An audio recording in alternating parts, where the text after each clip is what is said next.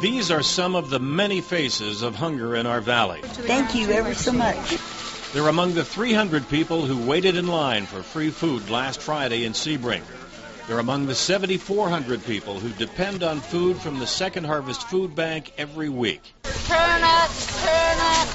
I don't think people realize right in our area to see those pictures. You just see this long line of people waiting just to get potatoes, and there's babies there, and there's the elderly there. So these are the people that are there picking up the food, and there's just so many. You figure these people that were in line are coming there every week to get food. It was very disheartening. Basically what we wanted to do was show our audience that the face of hunger has really changed. It's not just that person you see sitting on the street holding a sign. It's the children. The working poor, that everybody has a full-time job, they just still can't make ends meet. So we would do a lot of like special interest stories and personal stories dealing with that, just to let our audience know that it's not the face that people just kind of imagine. Were there times when your kids go hungry? A couple times, yes. But as soon as family members found out about it, they helped us out. But now they're not able to help either. They're in the same boat we are. What struck me particularly was one school district here where we have 80% of the children who live in poverty. They depend on the meals that they get in school just to stay healthy. And on weekends, they don't have that.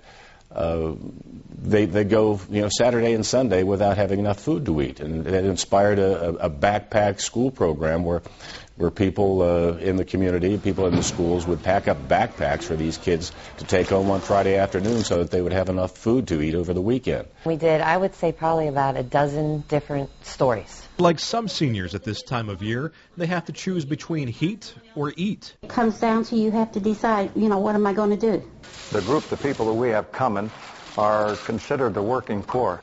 They have money they're earning, but they're not earning enough to carry them good and well through the month. They range from the hunger problem in the Mahoning Valley. I've had kids come in and say, I'm hungry, can I have more food? I come to school because I can eat here. To how a food drive is set up. We'll set you up with a collection barrel. We'll talk about picking up and delivering the food. How a distribution point works.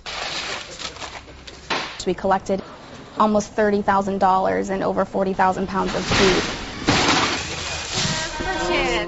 At that point, for every dollar we raised, that turned into $15 worth of food for the food bank. So $30,000 times 15, that's a lot of food. And it was staying right in our area, and it was benefiting a lot of people that came up to us and said, I am directly benefiting from this, and they appreciated that. I'm on a fixed income, and that's what I'm living on, and it's very hard today with the prices of groceries, the gas, the medication. It's just very hard.